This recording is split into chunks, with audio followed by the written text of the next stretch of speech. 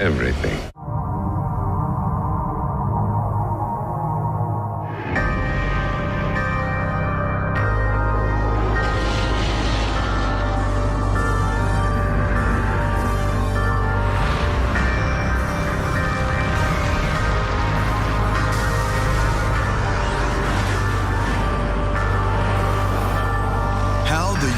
Works.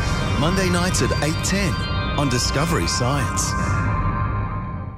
Big industry powers the modern world. It uses amazing processes we never normally see. They involve temperatures hotter than molten lava, explosions big enough to shift mountains, technologies straight out of science fiction, and some of the deadliest places on Earth. I'm Johnny Smith, the Industrial Junkie. Welcome to my world.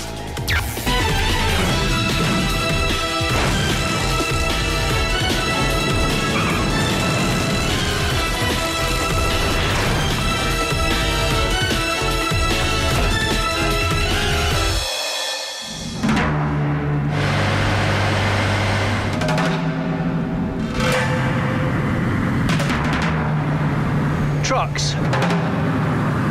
They're big, they're brash, and they're brilliant.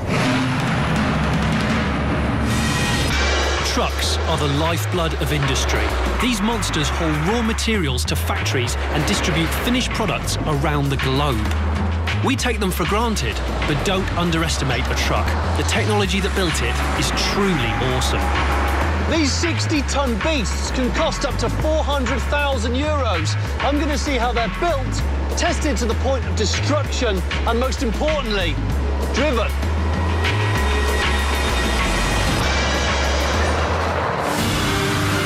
It starts in the foundry, where I get dangerously close to molten iron.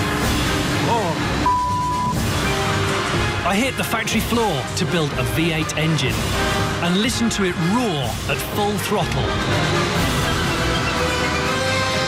That's heavy metal. The test centre gives me the shakes. And I drive my truck for the very first time. I like it. Off the factory floor and into this frozen wilderness. This is about as extreme as it gets. This is Sweden, where they build some of the world's most advanced trucks. I'm going to be following the process every step of the way, and it starts with this: sand. Nice bucket. Yep, that's right, sand. When it's mixed with binding agents, sand can be formed into precision moulds for casting. These moulds are shaped to form the outside and inside of an engine block, which is the heart of the truck. It's like a double jelly mould, only for molten iron. Bake the moulds and they go rock hard. Then dip them in this gooey mix to make them non-stick, a bit like a frying pan. Despite its colour, that liquid's called black, and what it does is it stops the sand from sticking to the molten iron when it's poured in. Once the mould is dry, and it's dried by a gigantic microwave oven, it's then ready for some metal. Not that type of metal, this sort. The iron is a mixture of ore and scrap, and it's sorted by this magnetic crane before being melted in the massive furnaces of the foundry. That guy there's a slag scraper. He's just scraped slag off the top of the molten iron. He's now going to stick a probe in because it has to be exactly the right temperature. To make an engine block, the temperature is racked up to a whopping 1,400 degrees. If it's too hot, they stick some cold iron in, just a block of cold iron, like a sugar lump, into a mug of coffee. And that brings the temperature down, and then they can pour it into the moulds, which are behind me here. The process of forging and casting has been around for centuries. They've just brought it up to date with robots and cranes. It's quite dangerous. I'm not sure what these all do if that cauldron of doom there is to spill. Here we go. This is the big pour. Listen to it. It's like snap, crackle and pop for 1,400 degrees. That's so damn hot. Okay, it's quite close now. Under 2 meters away, lots of sparks, and my skin's bare and I haven't got gloves on. Oh. It's molten iron. Inside each of those are the moulds. The giant buckets pouring the molten iron into the moulds, and when they're left to cool, you've got yourself an engine block. So, our iron has come out of the mould and it's now cooling down. But next we've got to get all of that sand out of it. And that's where this machine here comes in. It's a giant shaker.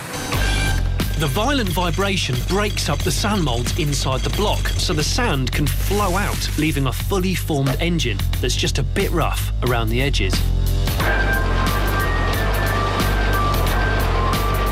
Next, the hot engine parts are removed by this massive robotic manipulator. This is clever, because it imitates the movements of the bloke operating it. Wonder what happens when he scratches his head. This is the beginning of the carcass of the engine. The rough cast as it comes out. You notice it's very rough finish because it's got that texture of sand, and all the edges now need to be machined down, which is all done by robots before they can put the bearings in, the pistons, the conrods, the crank, all the other parts that will make the engine turn, fire and propel a lorry. But this is the start of it. This is like the skeleton.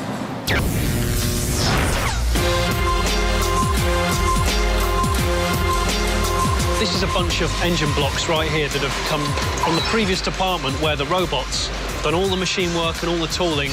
This is bare, there's no moving components in it, and it's just about to start its life on the conveyor belt where the rest of the assembly is going to take place. It's beautiful. That screen up there is showing the machine during the first step of the journey. As soon as it goes onto that conveyor belt here, that engine goes into that capsule there and has its birth certificate stamped on the side of it, its very own ID number. And from there on, they can track the engine, they know exactly what spec it is, who's ordered it, where it's going, what power it is, how many cylinders it's got, and everything else.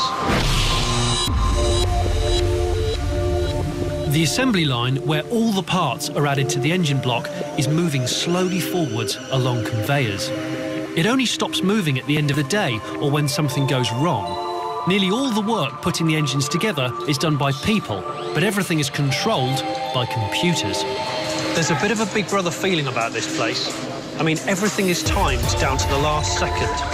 All these workstations around me have exactly 3 minutes and 10 seconds to perform their task on the production line. And that LED sign up there shows you the status of what's going on at the moment. It's like a dashboard of a car. Right. I'm going to test whether this system really is idiot-proof. First thing we have to do is scan in the barcode. That barcode translates to the serial number on the engine block. The computer can then tell you exactly what measurements this engine needs. And Jimmy here is putting the finishing touches to the engines, and he's going to let me have a go at adjusting the cylinders. Jimmy, what are you doing right here? You can see on the screen here, it shows which cylinder to adjust. So cylinder number 4. Yeah. And then it's green to say it's good. Yes. Then it shows the next one. Then you go on to the number 2. Cylinder number 2. Can I do the last one? Sure. Okay, we're on cylinder number 1. We put it down. This one here? Yeah. Right, okay. And you just open it.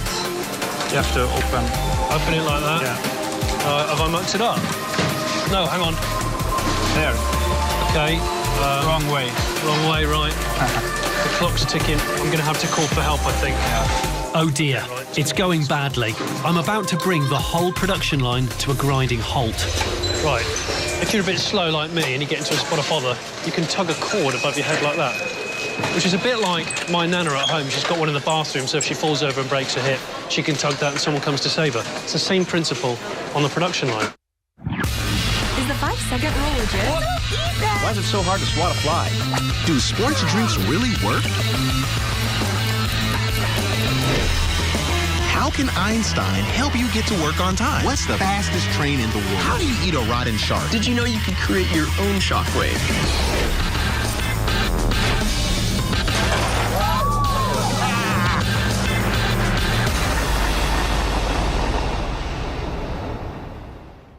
Is this the place where science crosses the line? Is this the moment when good intentions become evil doings? Sometimes our experiments lead us to the shadows. But how far is too far? Join me and see what happens when science gives in to the dark. Dark Matters, Twisted but True. Monday nights at 9:50 on Discovery Science. Question everything. Despite my incompetence, the team pulls it around and my engine is finished bang on time. It's incredible to think that what was just a lump of metal is now a complete engine with hundreds of moving parts, and it's ready to be fired up. I'm just about to listen to the engine start up. This will be the first ever time this engine's been struck up. We've chosen a V8 for its oral pleasure. If you excuse me. So if I press play now, this is going to strike up. 2 seconds. It's starting up. It's turning over. It's getting diesel. That's great. It's the first time it's ever started up. This V8 has a capacity of 16 litres, more than 8 times the size of your average family car's engine. Feels like we're in a sound studio recording a new album. But the album just happens to be a V8 behind a piece of glass. Awesome. Richard's just been listening to the sound of the engine as it runs and goes through this computerised cycle. He's listening out for any problems. There's lots of monitoring equipment on it, so it tells you the temperature, tells you if anything's failing, if there's any obvious noises, so if there's any mechanical failure. It only seems a couple of hours ago that I was playing around with a big pile of sand, and now I've made a complete engine that actually runs, and it'll power a truck for hundreds of thousands of kilometres. Trucks power the industrial world, and I'm in Sweden to find out how they're made. I've cast an engine from molten iron, and it worked. But the engine is just the start. Every bit of these impressive beasts is tested to destruction. It goes without saying that something as complicated as a truck needs thorough testing, but it's inside this building that they take things to a whole new level.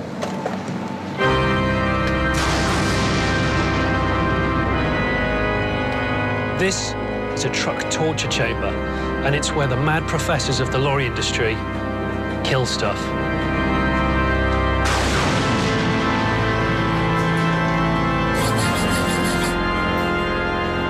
So, Hammond, what's the point of this place? To broke things. Right.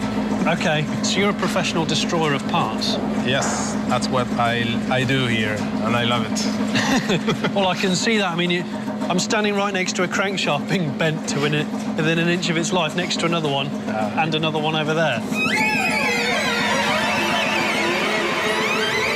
But there is a point to all this metal torture, and that's to test how much stress and strain the components of a truck can withstand before they break.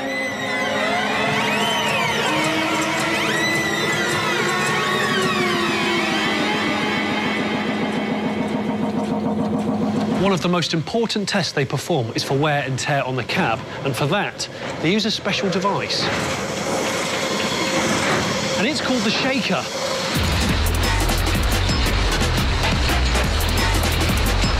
This machine can replicate in a matter of days the amount of pounding a lorry would take in its entire lifetime. And as if that wasn't bad enough punishment, they've gone and painted the damn thing pink. This building, which happens to be the biggest in Stockholm, is where the results of all that testing come together. It's the final assembly line. I'm actually stood at the point where the engine is fixed to the chassis.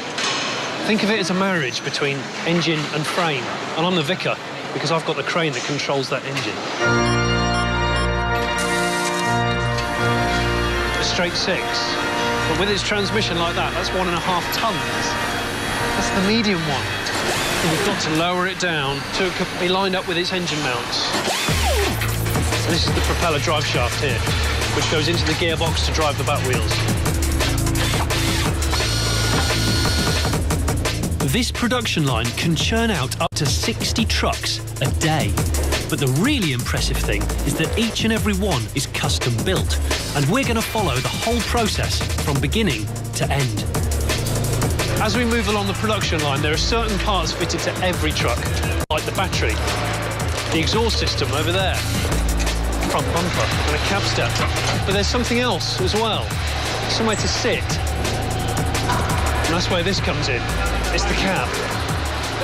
It's just starting to look like a real truck now.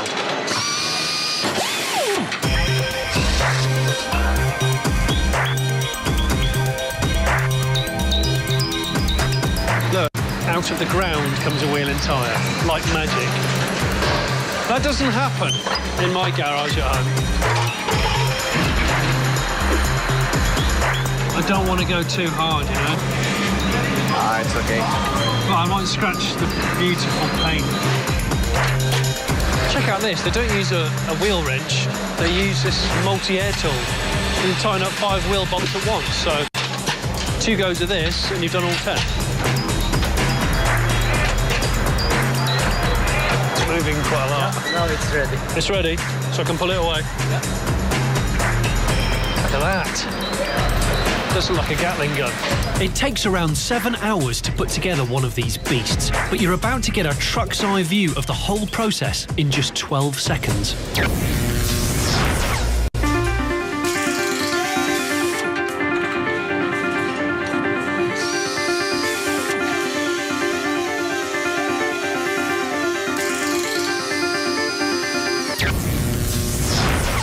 After all that work, the truck gets to the end of the production line and it's finished. There's only one thing left to do, and that's drive it.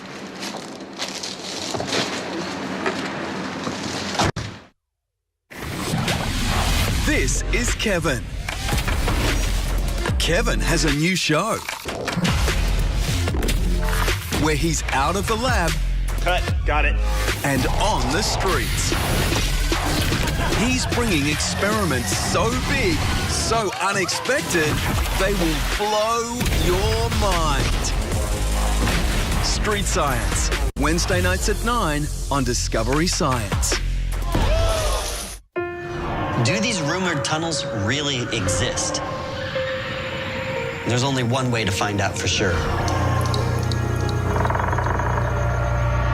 Scientist Rob Nelson Look at that. uses advanced tech and new methods That's allowing us to pinpoint our investigation. to unearth the secrets I've never seen anything like this. hiding at your feet. I think we found something in there. Secrets of the Underground, Wednesday nights at 8:10 on Discovery Science.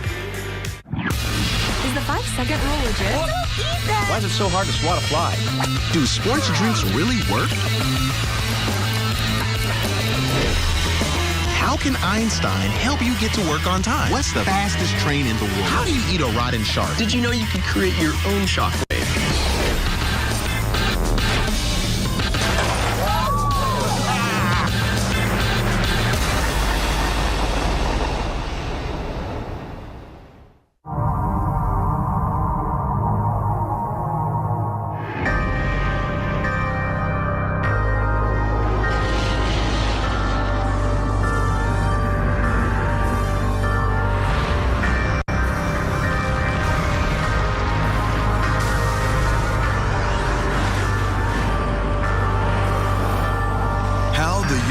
Works, Monday nights at 8:10 on Discovery Science. Okay, that was easy. Got a throttle. Where's the brake? Right, never driven one before. We're rolling. The brake pedal feels very small. Why is the brake pedal so small when we're in such a huge thing? I'm feeling my feet are too big. This is the first time anyone's ever driven this truck. I like it.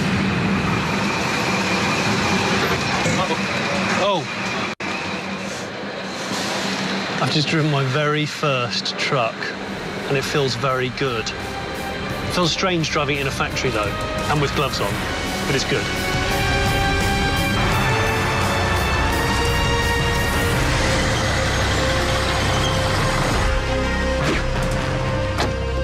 So, my truck has passed its first test, but believe you me, that was just a walk in the park compared to what they do at their truck testing facility up in the north of Sweden. For that, I'm going to have to travel to the outer edges of the Arctic Circle.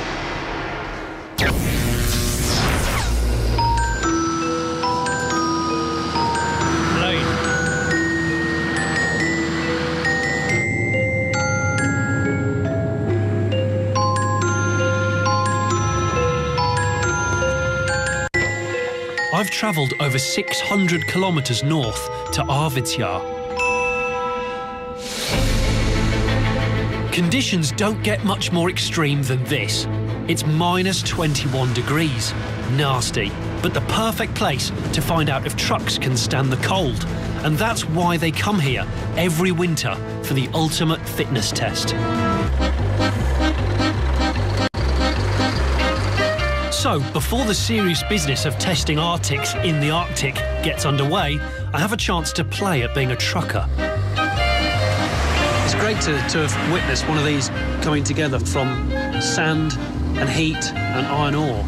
And here we are in a heated cab, cruising along on ice. And I'm over 25 metres in length, 60 tonnes in weight, and I've got 2,500 Newton metres of torque. But it's cool, because my seat's heated, and it's got its own suspension. I'm quite happy.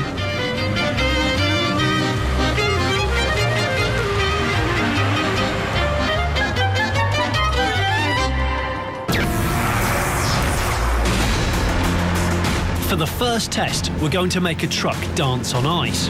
Because of their high centre of gravity, trucks risk tipping over if they have to suddenly swerve. This truck has an electronic stability program, or ESP, which stops it losing traction. Peter, the test driver, is going to violently swerve the truck from side to side to test the ESP on sheet ice. With me in it, I love my job. Right. The truck doesn't lose grip, or as soon as it does lose grip, the ESP's cutting fuel, and also brakes to reduce the velocity. So a similar system to a car, but the difference with a truck is it's a heavier, higher, more dangerous beast.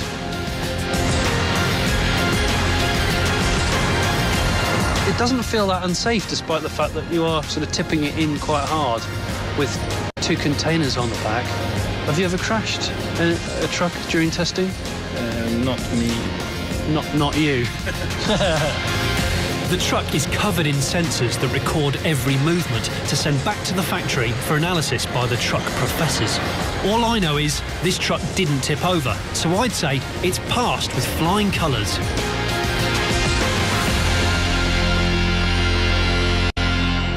The next day, there's more testing and more ice road trucking. Hello. Better? Hello.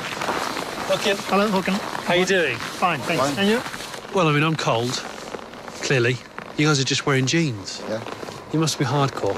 Yes. Who knows? Yes. I'm going to climb into this one. Who's driving this one? Me. Right. Yeah. Let's go then. Let's make a convoy. Oh, it's quite nice in here. We're going to do a convoy test. I've decided to get rid of my beanie hat because truckers don't really wear beanies. I've swapped it for a cap instead. More appropriate, I thought. The lead truck throws up a massive snow spray which sticks and freezes to the truck behind. It can add up to 8 tons to the weight of the truck and causes all sorts of problems. You can get things like snow and ice packing onto the front of the lorry, which then causes the engine to sometimes malfunction. It can block the radiator, it can block the air intake. The brakes can get packed with ice and cold. The steering can get affected. And this is about as extreme as it gets.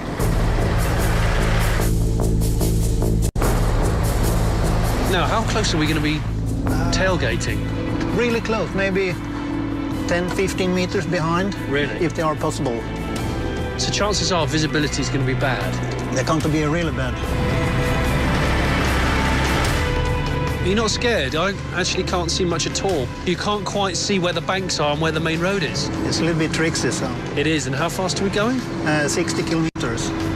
It's fast enough when the road and visibility are this bad. The onboard computers will reveal how the build-up of snow and ice is affecting the truck. All the information gathered on these runs is used to make the truck stronger and safer in sub-zero temperatures. And it's funny to think that somewhere in the world, someone is doing the opposite of all this, in extreme heat. Right, well, the test run's over. We've climbed out to inspect what's happened, and just look at the underneath of the truck. I can't believe how much the ice just forms on everything. We haven't even done a particularly long journey. Look at the back. Is this particularly bad, or is this pretty normal? That is not so bad. Not so bad? No, it's normal. If Really? Really bad, it could be out in half a meter in that way. Half a metre? Yeah. Crikey. You can't even see the lights. It's so unbelievably cold out here. The bottom portion of my face has stopped working properly, so I can't talk very easily. I've got 4 pairs of trousers on, and I'm still fairly numb. Can't feel my fingers. But the truck's absolutely fine. It's covered in ice and snow, but it's still working just fine. I wish I was a truck.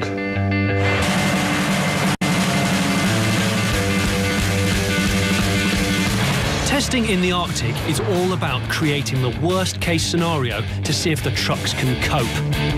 Amazingly, they can, which is good, because without trucks, industry would grind to a halt. They really are serious bits of kit. And I promise I will never, ever curse them again next time I get stuck behind one on the motorway.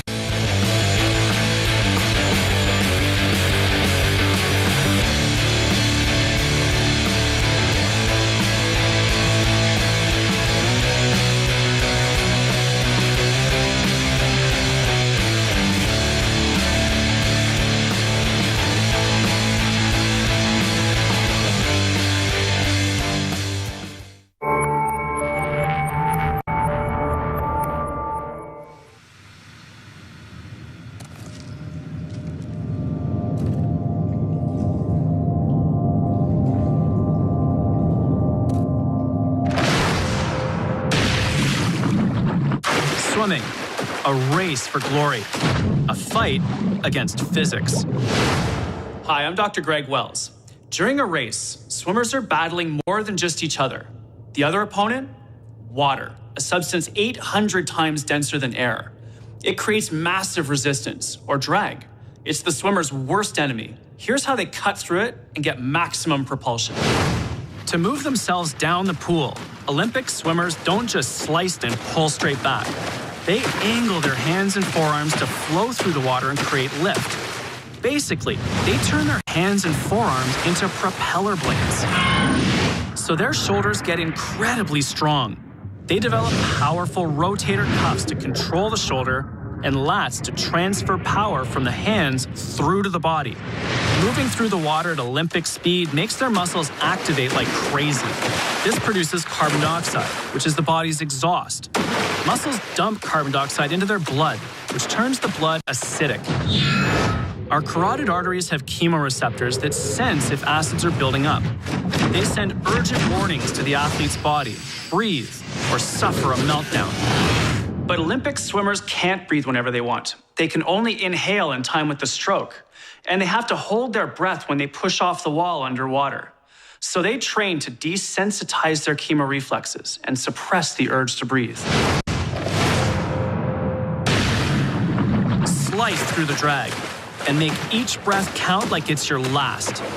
That's how you go from the pool to the podium.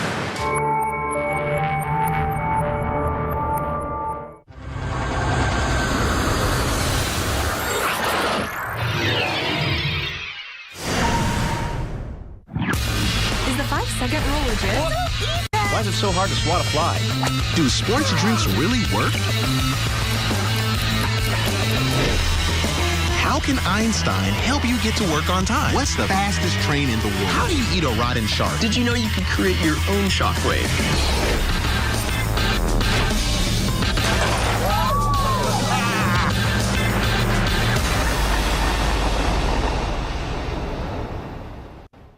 Is this the place where science crosses the line?